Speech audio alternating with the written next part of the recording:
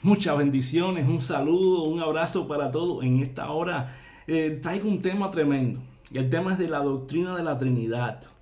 Y quiero compartirlo contigo y quiero instarte a que este mensaje lo compartas con otros, que le des like, que te suscribas a mi canal de YouTube, que ahí donde está mi canal de Facebook también, ahí también compartas este mensaje para que muchas otras personas sean edificadas, sean fortalecidas en la fe. Estamos en un tiempo donde tenemos que predicar el Evangelio a tiempo y fuera de tiempo por todos los medios sociales. Gracias a Dios que nos da estos medios para llegar a otras personas. El tema de hoy es el tema de la Trinidad, una de las doctrinas más fundamentales e importantes de la fe cristiana.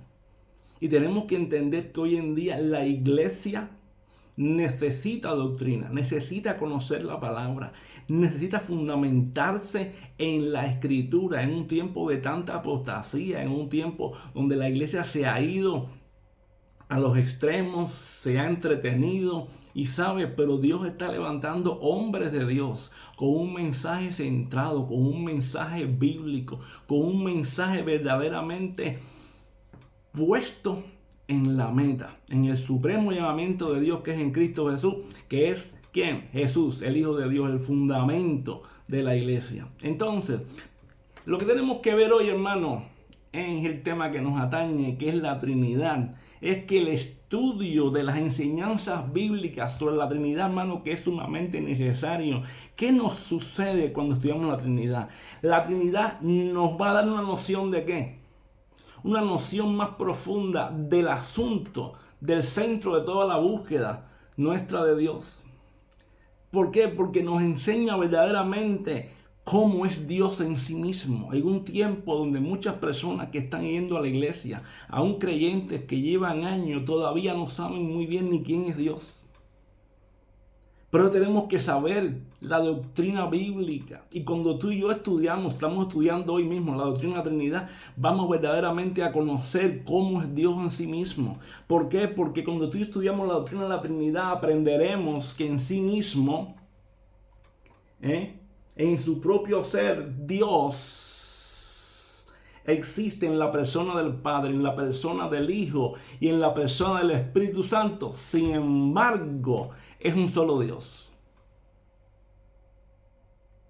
Y estamos aprendiendo una gran real palabra doctrinal aquí, que es el aspecto doctrinal, que Dios existe en la persona del Padre, en la persona del Hijo y en la persona del Espíritu Santo. Sin embargo, es un solo Dios. Ahora, cuando vamos a ir un poco más allá y llegamos a la explicación bíblica, ¿cómo podemos definir la Trinidad? Primeramente, vamos a hacer una definición. Primero podemos decir que Dios existe eternamente como tres personas: Padre, Hijo y Espíritu Santo. Y cada persona es plenamente Dios y hay un solo Dios. Repito, Dios existe como tres personas: Padre, Hijo y Espíritu Santo. Y cada persona es plenamente Dios y hay un solo Dios. Es decir, eso es Trinidad. Y la doctrina de la Trinidad, hermano, la doctrina de la Trinidad se revela en toda la Escritura, desde el Antiguo Testamento hasta el Nuevo Testamento. Aunque muchas personas quieran negar la doctrina de la Trinidad, no se puede negar, es una doctrina bíblica. Y vamos a empezar, perdón, por el Antiguo Testamento, para que podamos ver verdaderamente la doctrina de la Trinidad a cabalidad. Primeramente, para comenzar, la palabra Trinidad significa triunidad. ¿Qué quiere decir triunidad? Significa tres en uno. Es decir, ¿y para qué se usa? Se usa para definir, primeramente, la enseñanza de que Dios es tres personas, sin embargo es un solo Dios. Eso es Trinidad. Trinidad es triunidad y se usa para definir la enseñanza bíblica de que Dios es tres personas, sin embargo es un solo Dios. Y ahora, muchas veces dicen, pero es que la palabra Trinidad no aparece en la Biblia. Que una palabra no aparezca no quiere decir que no se enseñe. La Biblia está llena de ejemplos bíblicos y de enseñanza bíblica que nos habla de Trinidad. ¿Entiendes? Entonces, tenemos que entender, y hoy vamos a demostrar que la doctrina de la Trinidad es una doctrina puramente bíblica. ¿Por qué, hermano? Porque Dios ha existido eternamente como tres personas. ¿Entiendes? Dios ha existido eternamente. Ahora, ¿y qué vamos a ver? Si como Dios ha existido eternamente como tres personas, entonces vamos a hallar indicaciones tanto en el Antiguo como en el Nuevo Testamento de qué, de esa evidencia. Porque Dios, hermano, no es un hombre que miente, ni hijo de hombre que se arrepiente. Él se revela a sí mismo.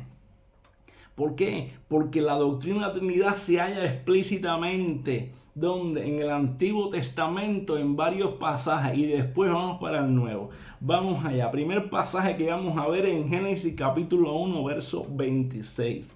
Dice la Escritura, hagamos al hombre. ¿Cómo dice?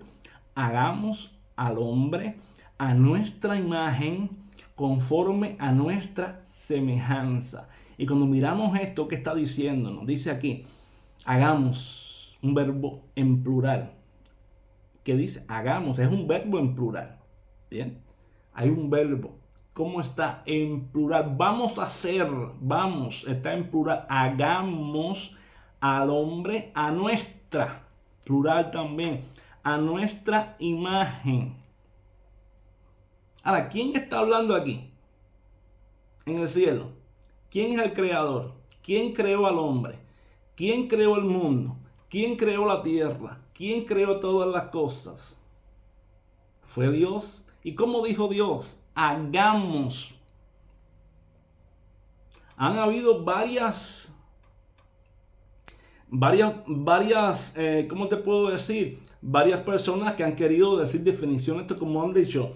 No, es que ahí Dios habló con los ángeles. Eso es una teoría que es errónea. Primeramente, ¿por qué? Porque los ángeles son seres creados y no tienen poder de creación. Ellos no pueden crear, no participaron en la creación, no crearon. Ellos no tienen poder para crear. Ellos son seres creados por Dios. ¿Entiendes? Solamente Dios tiene poder para crear. ¿Entiendes? Entonces, quiere decir que esta parte se descarta. Los ángeles no fueron los que estuvieron allí, a los que Dios le dijo, hagamos. No fueron los ángeles. ¿Entiendes? Ya ahí queda descartado el aspecto de los ángeles. Algunos han sugerido también que son plurales de realeza. Es decir, como una forma en que un rey solía usar y decir, por ejemplo, nos complace conceder una petición. Ahora, vale, vamos a ver. Ahora, sin embargo, cuando miramos el Antiguo Testamento, miramos el hebreo del Antiguo Testamento, no vemos un ejemplo de otro rey o de otro monarca que use verbos en plural. Y como no hay otro rey o otro monarca que use plurales o pronombres en plural, entonces tenemos que decir que tampoco. ¿Por qué razón? Porque solo Dios, el Rey de Reyes, el Señor de Señores, habló en plural. El soberano habló en plural. ¿Y por qué habló en plural? Porque entonces esto nos está dando una indicación de que sí hay una Trinidad. ¿Entienden? Hagamos Padre, Hijo, Espíritu Santo. Pero te puedo ampliar un poco más. Vamos allá. Para hablar ahora mismo aquí de Génesis 1:26. En el principio, la tierra estaba desordenada y vacía. Fíjate. ¿Y quién estaba? El Espíritu de Dios se movía sobre la faz de las aguas. 1. El Padre, ¿qué estaba diciendo? Dio orden de creación. de orden de creación, sea la luz, fue la luz. ¿Entiendes? Ordenó creación, ordenó la luz, ordenó los cielos, ordenó la tierra, ordenó las expansiones. Juan 1:1, ¿qué dice? En el principio era el verbo, y el verbo era con Dios, y el verbo era Dios. Todas las cosas por él fueron hechas, fueron creadas. ¿Entiendes? ¿Qué está diciendo? Y sin él nada de lo que fue creado nada fue hecho. Quiere decir que tanto el Espíritu de Dios, el Padre, mejor dicho, el Hijo y el Espíritu Santo estuvieron en la creación, en el principio. Entonces, ¿a quién se está refiriendo? Al Padre, al Hijo y al Espíritu Santo. Entonces, hay una Trinidad, hermano. Hay una Trinidad. Ya solamente por este texto estamos sacando una definición tremenda de ¿qué? De que hay una Trinidad. Si vamos a Génesis capítulo 3, verso 22, ¿quién habla aquí? Dice, el hombre es como uno de nosotros. Vuelve a decir la palabra nosotros, sabiendo el bien y el mal. Mira lo que dice, el hombre es como uno de nosotros. Vuelve a hablar en plural. ¿Quién? La divinidad. Padre, Hijo, Espíritu Santo. El hombre es como uno de nosotros. Si vamos a Génesis capítulo 11, verso 7, estaban los hombres, la maldad había sido mucha, y estaban los hombres haciendo una torre para llegar al cielo por sus propios medios. Y se habían unido de tal manera que era imposible separarlos.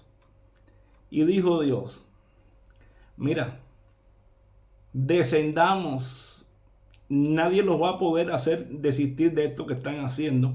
Y dijo, será mejor ahora que descendamos y confundamos sus lenguas, para que ninguno entienda el habla de su compañero. ¿Qué dijo? Génesis 11:7, búsquelo después ahí, búsquelo en su Biblia.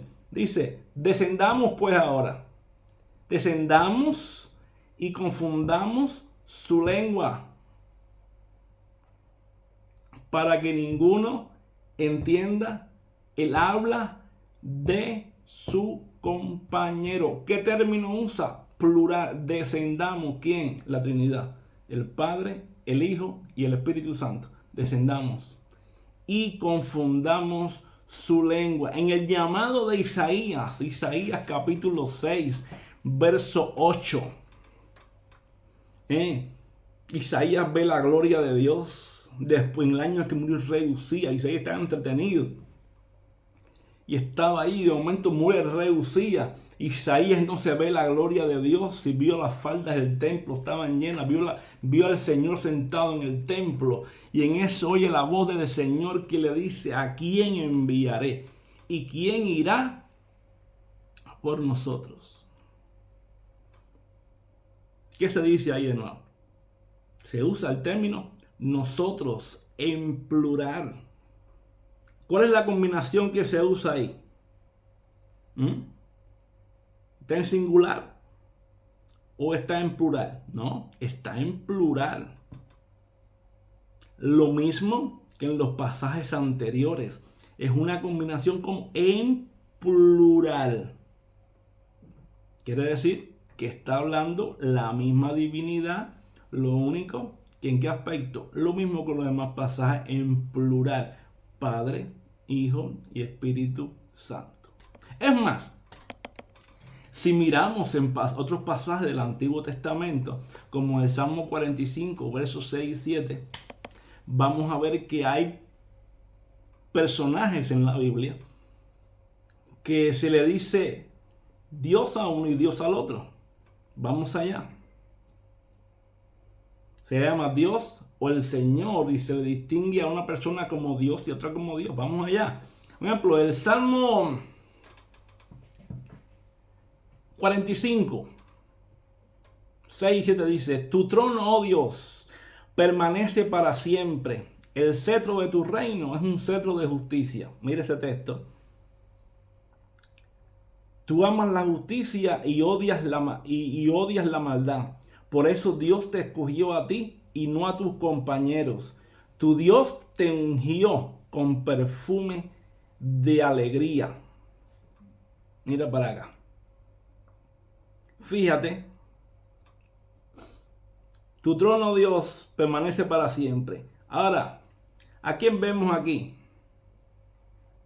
Vemos que llama Dios al rey. Llama a Dios al rey. Tu trono, Dios, Dios. Sin embargo, también llama a Dios al que llama, al que lo están llamando. Al que lo están llamando. Tu trono, Dios, permanece para siempre. No obstante, después, cuando le habla a la persona que llama, le dice Dios. Por eso te escogió a ti también. Y no a tus compañeros. Entonces, y te ungió con perfume de alegría. Entonces, fíjate, a los dos los llama Dios. Y tanto es así que el escritor de Hebreos, un pasaje paralelo, en Hebreos capítulo 1, verso 8, dice, mas del Hijo dice, ¿qué dice del Hijo? Tu trono, Dios, por el siglo del siglo, cetro de equidad y cetro de tu reino. Has amado la justicia y has aborrecido la maldad, por lo cual te ungió Dios, el Dios tuyo, con óleo de alegría más que a tus compañeros. Fíjate, ¿de quién está hablando? Fíjate, mira para acá. Aquí arriba, tu trono, Dios, permanece para siempre. Aquí abajo del 8 dice, mas del Hijo dice, tu trono, Dios, por los siglos de los siglos. En el Salmo 45 habla de Dios. En el Hebreos 1:8, ¿de quién está hablando? Del Hijo le dice, tu trono, Dios. El Padre es Dios, el Hijo es Dios. ¿Te das cuenta? Es un texto paralelo. Es el mismo texto. Tú lo lees, es el mismo texto paralelo que el escritor de Hebreos toma del Salmo 45. ¿Entiendes? Cetro de equidad, cetro de equidad es el cetro de tu reino. Has amado la justicia, aborrecido la maldad, por el cual te ungió tu Dios. ¿Entiendes? Entonces, está hablando de la divinidad del Padre, la divinidad del Hijo. Entonces, ahí nos da claramente a entender, claramente, ¿qué cosa? Que sí hay Trinidad, hermano. Que la doctrina de la pluralidad, de la Trinidad, hermano, hay tres personas. Ahí está el Padre, ahí está el Hijo. Lo vemos ahí. ¿Entiendes? Claramente. Gloria al Señor. Seguimos. Sin embargo, en el Salmo 110:1 también dice David. Mira lo que dice David. Así dijo el Señor a mi Señor. Siéntate a mi derecha hasta que ponga tus enemigos por estrado de tus pies. Como dice. ¿Qué dijo David? Dice, así dijo el Señor a mi Señor. Siéntate a mi derecha hasta que ponga tus enemigos por estrado de tus pies. Tremendo. Ahora, sin embargo, en Mateo capítulo 22, verso 41 al 46, Jesús, ¿qué hace? Apropiadamente entiende que David se refiere a dos personas separadas como Señor. Lo entiende perfectamente. Jesús lo comprendió. Jesús sabía lo que estaba pasando. Ahora, la pregunta aquí sería que, ¿quién es el Señor de David? Así le dijo el Señor a mi Señor. ¿Quién era el Señor de David? Si no, ¿quién? Dios mismo. Ahora, además, ¿quién podía decirle a Dios, siéntate a mi derecha? Solo Dios. Pero es que Jesús en Mateo capítulo 22, verso 41 al 46, está hablando con los fariseos también y le está planteando eso. Pero ¿qué les dijo David? David dijo esto y le plantea esta situación Jesús no refutó la enseñanza. Jesús se mantuvo, sabía que si esto era real. Y los fariseos en el verso 46 dice, y ninguno contestó palabra. Y ninguno contestó palabra. ¿Por qué no contestaron palabra? Porque mejor no querían discutir, porque Jesús le había dejado claro una gran enseñanza de que sí había una Trinidad. Y es mejor callarse a discutir con la realidad de Jesús. Entonces, ¿quién puede decirle a Dios? Solamente Dios puede decirle a Dios, siéntate a mi derecha. ¿Entiendes? Solamente Dios puede decirle a Dios, siéntate a mi derecha. Es decir, ¿cómo podría decir este pasaje en el Nuevo Testamento? Dios Padre le dijo a Dios Hijo, siéntate a mi derecha. Sin embargo, cuando vemos esto, en la enseñanza del Nuevo Testamento nos tiene que quedar claro, hermano, que la Trinidad es clara, Y hay que una cosa que tiene que quedar claro es que David tenía claro qué cosa, la enseñanza de la Trinidad. David la conocía, ya en el Antiguo Testamento David la conocía. David la conocía. Por eso es que Jesús entendía claramente, perfectamente lo que estaba pasando, porque él era Dios Hijo. Él era Dios Hijo. Por eso cuando confrontó a los fariseos, los confronta y ellos tienen que callarse, porque él sí verdaderamente sabía lo que estaba diciendo David. Ellos no sabían lo que estaba ahí diciendo la Escritura, porque ignoraban la Escritura y el poder de Dios. ¿Entiendes? Pero sí, Jesús sí sabía lo que estaba diciendo la Escritura, porque él era Dios Hijo. ¿Entiendes?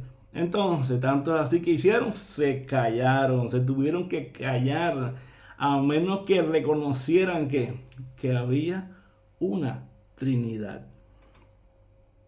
Y podemos ver muchos más pasajes en la Escritura, muchos más pasajes, tanto que podemos ver en el Antiguo Testamento, en diferentes pasajes, vemos cómo se presenta el ángel de Jehová, que es una teofanía de Dios, una aparición del Hijo de Jesús, una aparición del Hijo, materializada del Hijo, a diferentes personas, como a Moisés, como a Abraham, como a Manoah, y vemos que cada vez que hay una teofanía de Jesús, como el ángel de Jehová,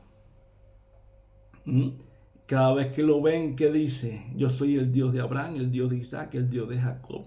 Manoah, vi a Dios, voy a morir porque he visto a Dios, dijo Manoah. Cuando se le aparece a Jacob, le dice, yo soy el Dios que te apareció en Peniel. ¿Entiende? Y todo esto tenemos que entenderlo, que es una aparición del Hijo. Primeramente, ¿por qué? Porque Dios es espíritu. ¿Entiende? A Dios nadie lo ha visto. El Espíritu Santo es espíritu, no se ha visto.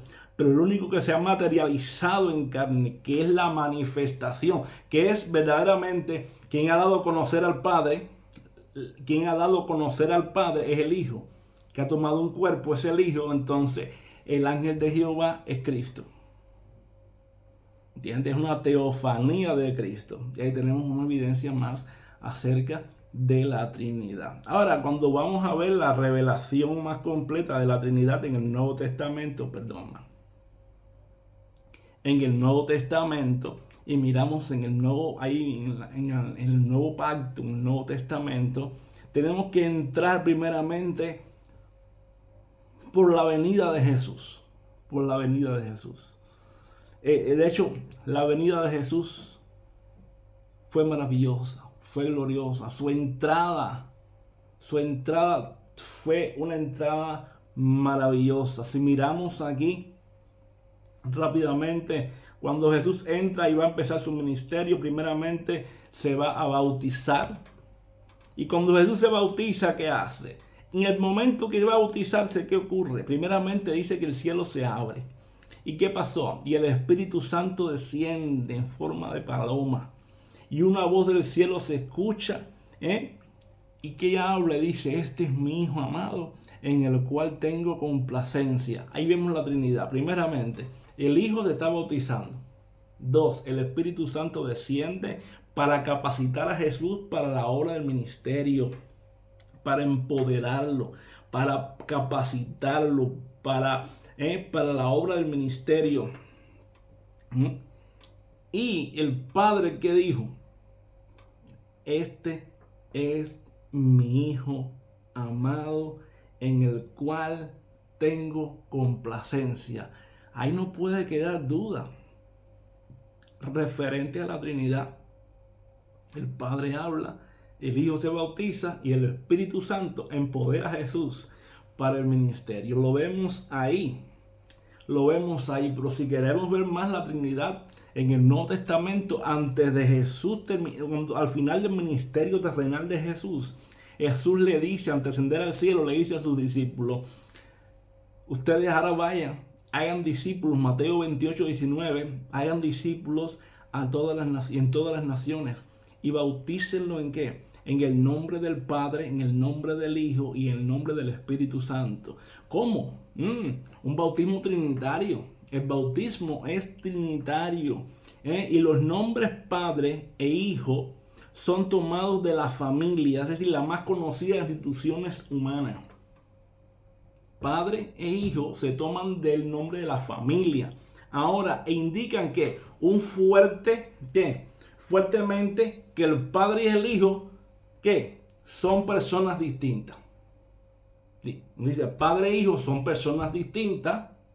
Ahora, cuando se pone el Espíritu Santo en la misma expresión y el mismo nivel de las otras dos personas, es difícil evadir entonces la conclusión de que el Espíritu Santo también se le ve como una persona de igual posición que el Padre y que el Hijo, es decir, Dios mismo. En otras palabras, en el nombre del Padre, en el nombre del Hijo y en el nombre del Espíritu Santo. Ahí vemos la Trinidad. ¿Entiendes? Y vemos la Trinidad perfectamente. Si alguien quiere rebatir eso, que lo rebata. Pero no tiene posición para rebatirlo. No puede rebatirlo. Jamás podrá rebatirlo.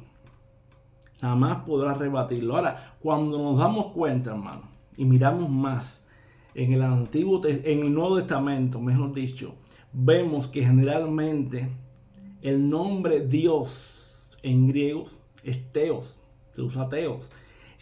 Para referirse a Señor, la palabra griega es Kurios. Ahora,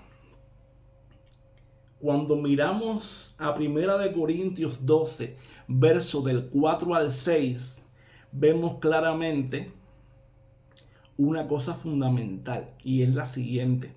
Dice, vemos que el asunto ahí, 1 Corintios 12, acerca de los dones, habla en términos trinitarios. ¿Por qué aspecto? Mira para acá. Ahora bien, hay diversidad de dones, diversidad de dones, pero el Espíritu es el mismo. Hay diversidad de dones, pero el Espíritu es el mismo. Hay diversidad de ministerio, pero el Señor es el mismo. Y hay diversidad de operaciones, pero Dios, que efectúa todas las cosas en todos, es el mismo. ¿Qué vemos aquí? Vemos Trinidad. ¿Qué está diciendo el apóstol Pablo inspirado por el Espíritu? Primeramente, ¿quién da los dones del Espíritu? El Espíritu. ¿Quién da los ministerios? El Hijo. ¿Quién hace las operaciones? El Padre. Es decir, en este pasaje vemos claramente la Trinidad. Vemos claramente la Trinidad. El Espíritu da dones espirituales, el Hijo da los ministerios y Dios, que hace todas las cosas en todo, opera en los creyentes. ¿Qué te parece? Tremendo, te das cuenta cómo podemos ver la Trinidad de una manera tremenda en toda la Escritura, tanto en el Antiguo como en el Nuevo Testamento. Tanto que si mira, ahora mismo en 2 Corintios capítulo 13, verso 14, vemos también una expresión trinitaria. Cuando el apóstol Pablo hace una saluda, el apóstol Pablo hace una expresión trinitaria cuando dice que la gracia del Señor Jesucristo, el amor de Dios y la comunión del Espíritu Santo, dice cómo sea con todos ustedes. ¿Qué está diciendo? Una expresión totalmente trinitaria, que la gracia, del Señor Jesucristo. Somos salvos por gracia, mediante la fe en Cristo. El amor de Dios, de tal manera amó Dios. ¿Y qué? Y la comunión del Espíritu. Es decir, el creyente tiene que mantener una comunión con el Espíritu. Sea con todos vosotros. Es decir, que esta expresión que es totalmente trinitaria. Lo mismo lo vemos en Efesios capítulo 4, verso del 4 al 6, de una manera separada. Vemos la Trinidad también. ¿En qué aspecto? ¿Qué dice? Vamos allá. Dice, hay un solo cuerpo y un solo espíritu, así como también fueron llamados a una sola esperanza, a un solo Señor, a una sola fe, a un solo bautismo, a un solo Dios y Padre de todos, que está sobre todos y por medio de todos y en todos. ¿Qué dice aquí? Fíjate, hay un solo cuerpo, el cuerpo de Cristo, la iglesia. Un solo espíritu, el Espíritu Santo, uno. Así como también fueron llamados a una sola esperanza. Vale, míralo ahí. Ahora, un solo espíritu, una sola esperanza. Ahora, un solo Señor, dice un solo Señor, una sola fe, un solo bautismo, dice un solo Dios y Padre. Ahí están los tres. Un solo espíritu, un solo Señor, un solo Dios y Padre de todos. Ahí vemos la expresión trinitaria. Un solo espíritu, un solo Señor y un solo Dios y Padre de todos. En Efesios capítulo 4, versos del 4 al 6, vemos claramente manifestada la Trinidad. El que tenga duda de la Trinidad, hermano, es porque quiere. También en Primera de Pedro, capítulo 1, verso 2, vemos también la Trinidad manifestada de una manera tremenda. Dice el apóstol Pablo, según la previsión de Dios el Padre. Dice, según la previsión de Dios. Dice, Dios nos vio antes, nos previó antes. Él vio antes. Es decir, acuérdate que hizo una elección antes. Hay una elección. Él nos escogió. Él ya nos había visto. Según la previsión de Dios el Padre. ¿Mediante qué? Mediante la obra santificadora del Espíritu. Para obedecer a Jesucristo y ser redimidos por su sangre. Aquí no puede quedar duda. Si queda duda aquí, no puede quedar duda de la Trinidad. Primeramente, Dios prevé. Dios nos vio. Dios nos vio. La previsión de Dios. Dios nos vio anteriormente. Nos vio en la eternidad. Ya Dios nos vio. 2. El Espíritu Santo en su obra nos santificó. Y tercero, ¿para qué? Para obedecer a Jesucristo y ser redimidos por Él. Es decir, aquí vemos perfectamente la Trinidad. No hay discusión, hermano. No hay discusión. Si vamos a buscar un poco más de la Trinidad en Judas capítulo del versículo 20 y 21, dice la Escritura, ustedes en cambio, queridos hermanos, manténganse en el amor de Dios. En el amor de Dios, edificándose sobre la base de su santísima fe, orando en el Espíritu Santo, mientras que esperan que nuestro Señor Jesucristo, mientras que mientras esperan que nuestro Señor Jesucristo en su misericordia les conceda vida eterna.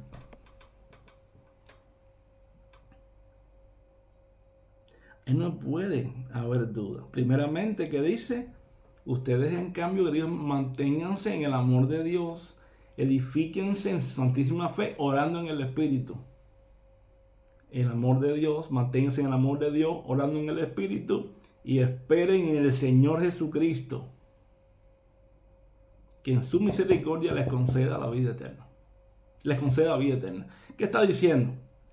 Ahí vemos una expresión, un versículo totalmente trinitario.